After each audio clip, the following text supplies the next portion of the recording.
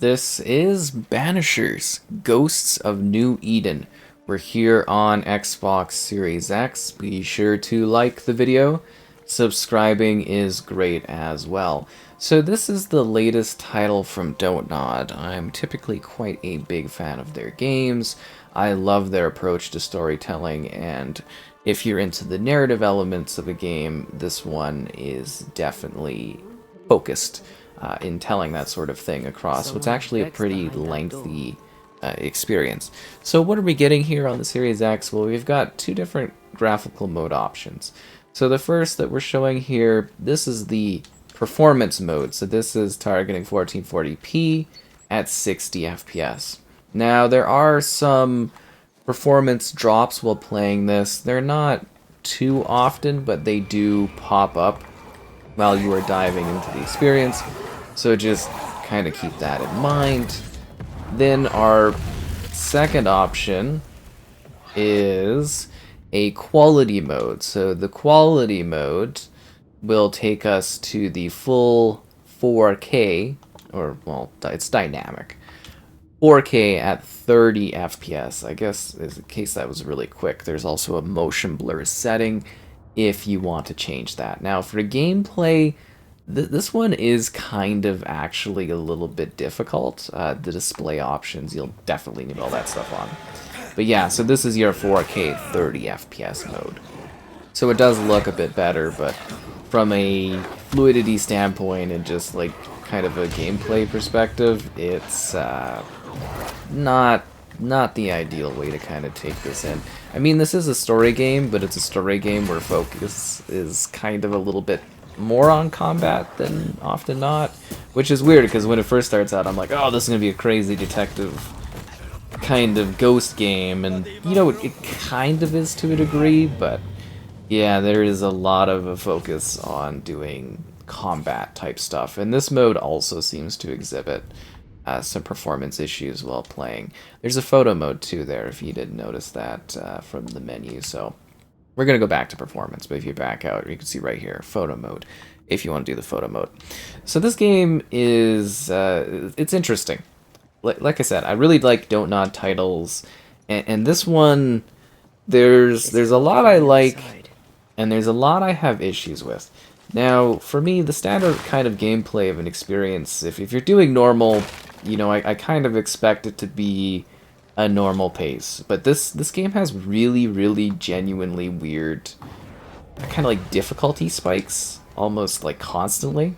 Like you'll be fine, you know, enemies will be fair, and then all of a sudden it'll be like, I don't know if it'll be like a boss or something specific will come up at a little spike area, and you'll just be like, wow, this is too ridiculous. Like I actually had to change the difficulty decently often just because it was a little tiring. Now with that, it's also that the combat itself feels very cumbersome. It's been a while since I've played Vampire, and I don't remember, because Vampire was another title that I would say from them is most similar to what they were trying to kind of achieve with this particular title. And I don't know, I'd really have to go back and think about that one, but from just a gameplay perspective, this one kind of feels along that, but just the difficulty spikes and the combat, it really does feel very light Souls, like Souls-like, Souls-light, where it's kind of like you only get a few health vials, it's a lot of blocking, a lot of attacking, you know, like 2-3 hits will kind of like basically kill your character. And that to me is a little annoying. So I would actually recommend playing this easy, or maybe even story mode if you do want to appreciate what is actually a very interesting narrative for a game. And we'll talk about that in a sec. And it's just like, again, I believe most games you should be able to play on normal at an okay pace and not have too much challenge. But yeah, this one I was just kind of like, really, it was getting tiring. And I think the combat is a big problem here. And I would love if DontNod could just get a little bit more of a fine-tuned combat system going, because I love the stories they do. Like, I think the story here is interesting. I was a little soured by a certain element of the game. Like, this is one of those games where you are punished for not doing all of the side content, and I realized that only a little too late into the game, which was a little disheartening because I was, working for certain story goals, and I was just kind of like, oh, okay. So that is interesting. The game does have branching narrative to it, so things do change in regards to the overall story depending on what choices you make. Now, the morality system is a little busted in this one, but I think we'll get to that after I talk about, I guess you would say, the story. So the start of the game's story is Antea Durot and Red Mac Wraith. They're lovers. They are... I don't have the stuff to summon. I hate this mechanic where it's like you don't have the resources to summon something. I know the locket makes sense, but like the other mossy materials, like where is this? Yeah. So the story follows these two lovers, and they're banishers. So they're basically ghostbusters.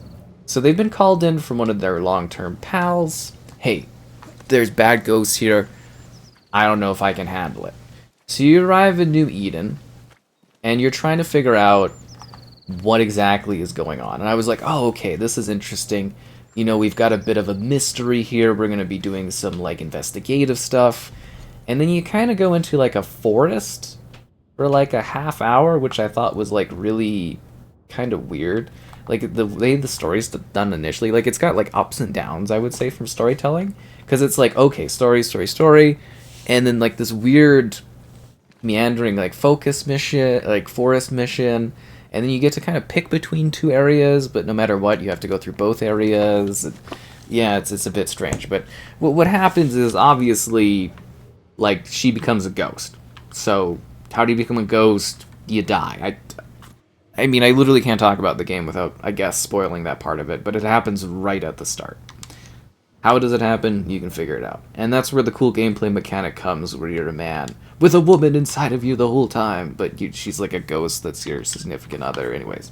So these two are lovers. They're, I guess, you're trying to think of the best terminology for it. The love of your life is, kind of taken from you, and you are on a path to either help her ascend or to help her come back to life.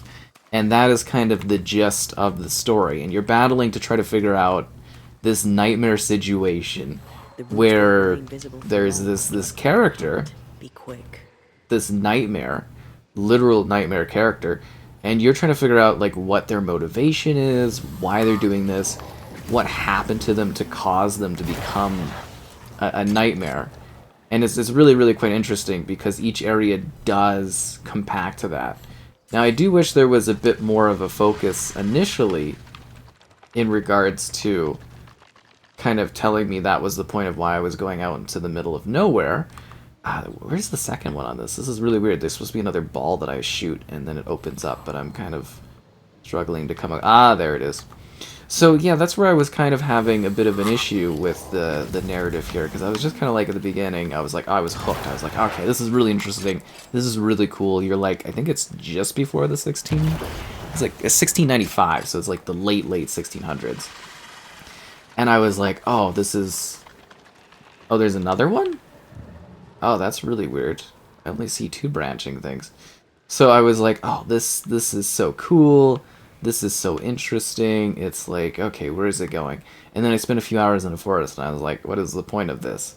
And then later on, as you're exploring and doing more and more, like, it starts to make sense. If you get what I mean, like, it actually starts to make sense. Because you are coming together with this story over a really lengthy amount of time. Like, this is, like... I think it's about 15 or more hours of gameplay. Like, it actually has a stellar amount of content to it. And then, of course, as I mentioned, you really do miss out if you are not taking in the full, like, doing the side content. Like, your ending will literally suffer for it. I wish they kind of were a little bit more clear on that, because that was a little disappointing to me. Because, I did all this work, and then... it was kind of all pointless, or it felt pointless. It was neat, though. There was some really good story surprises. Like I said, it's a DontNod game, so there's always gonna be picking up something spectral. really, really good story bits.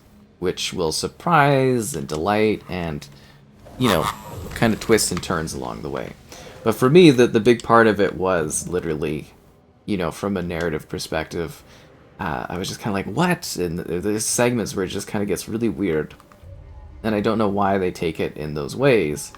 But there's other points where I'm kind of like, I really like this story, I really like these characters, the dynamic between these two, you know, interacting with each other, you know, the emotions along the way of someone you know, truly care about and love that's been taken from you and what you're willing to do in order to fix things, in order to set things right, in order to understand, you know, what happened. Okay, so this is another part of the game that drives me crazy, is like, it doesn't tell you things. So like, there's no hints or anything ever. It's weird from like an accessibility standpoint. I genuinely don't get it. Like I've never seen, like, it's like if God of War, but you were kind of stuck and there's no hints anywhere ever, and you have a ghost vision. So like Assassin's Creed, you know, you got like an eagle vision, right? In this game, you got like a ghost vision, but your ghost vision doesn't actually like tell you anything. It's weird. You would think this is the perfect game to have like a hint system or something, just being like, hey, I see you're stuck in this area, because a lot of times the logic doesn't fully hit for me in some of these segments, and it's just kind of like, you know, it would be nice to have a little bit of a hint as to like some areas what I'm doing, because it could get a little frustrating, needless to say, when you were trying to figure out stuff and you're like, well, where is this thing that I'm missing? Like, why can't I do this? And that in itself kind of gets a little bit annoying. But it's a game that's like semi-open world. Like, it's not fully open world. Like, it is fully open world, but it's like very linear in its areas. So it's kind of like hub world. It's kind of like Fable. But there's like a lot to see and there's a lot to do. And it's like, it's a big map and there's a lot of places you can visit. And it's an interesting universe too, because it's these characters, you know, that are like, again, like Ghostbusters. And in this universe, it seems like everyone kind of is aware of their presence. They're like, oh, Banishers, and it's like a well-respected kind of, well, I don't know if it's well-respected, but it's kind of a craft that people are like, oh, you know, they are aware of what you do. And it's interesting because you come in and you like do like detective type work. And I wish the game would have maybe focused on the detective side of things a little bit further, just because that part of it was so fascinating to me, you know, chatting with the characters. I will say, though, that the lip sync in this one is a little rough on some of the character discussions. But, yeah, for the most part, it's a very, very serviceable thing, where the story part of it is the strongest. I think the voice acting for the core two leads here is very, very well done as well. I really like the interactions between them, and, you know, you really did get a sense that, hey, these two are in love, and this is, you know, this is a painful situation, especially for the dude here, you know, obviously having the brunt of, like, trying to make everything work, and, you know, she's like a ghost now, and it's fascinating. It really is. Like, it's such a different type of storytelling. Like, it's hard to, I guess you would say, come up with genuinely unique narrative concepts in games nowadays. At least I feel so. Man, it really bothers me that I can't open that door over there. Like, it's actually driving me crazy that I can't find that other little thing to hit there. Take care. The place is warded. Which means she can't be much help.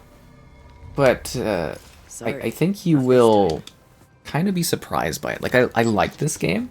I have issues with it, but I do really, really like this experience. So, one of the things I was kind of mentioning earlier is the fact that outside of the brutal combat, I'm gonna die. I'm still gonna die here. Can I run away? Usually it doesn't let you. Outside of the brutal combat, the morality system I have a bit of an issue with. Because in the game, you make oaths to your lover. Like, you choose, like, I'm gonna help you ascend, I'm gonna bring you back to life. And then there's all these, like, morality choices that pop up in regards to how you handle situations.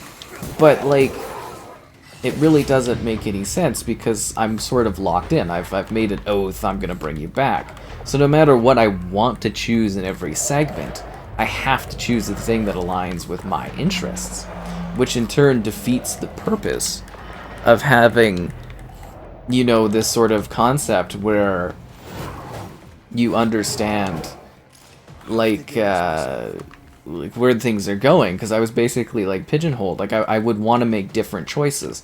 So I think the game would have been more effective if it didn't really, like, if the oath was kind of like a suggestive kind of thing, because then I could sit there and I could make different choices, and then my end, like, how everything wraps up, would be different based on, you know, again, the decisions I made over the game, and I could be like, oh, because I made this choice and that choice. Whereas in this game, it's very, I guess the terminology would be, it's very black and white in terms of where your story can go. And to me, that was really, really disappointing, because I was loving the, you know, the narrative concept and everything like that.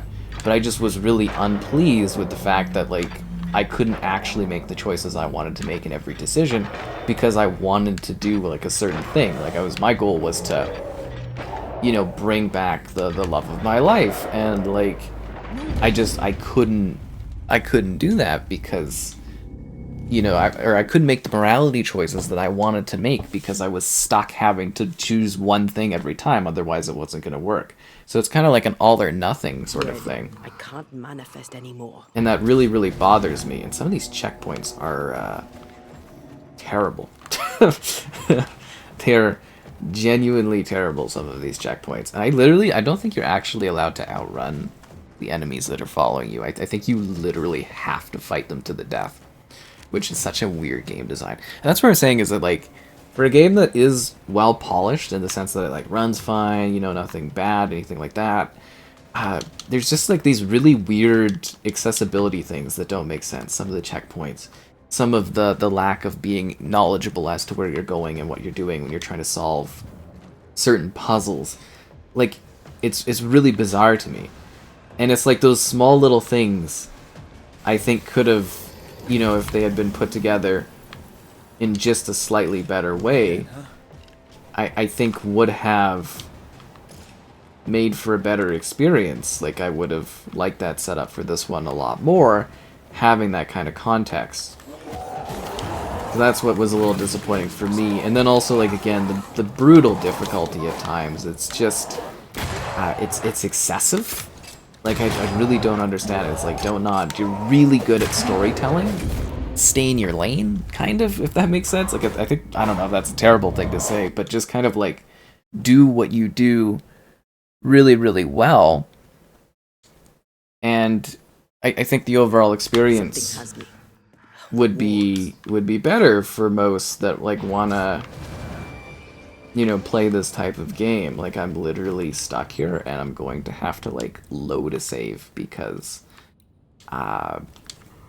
I literally, I don't want to fight these things.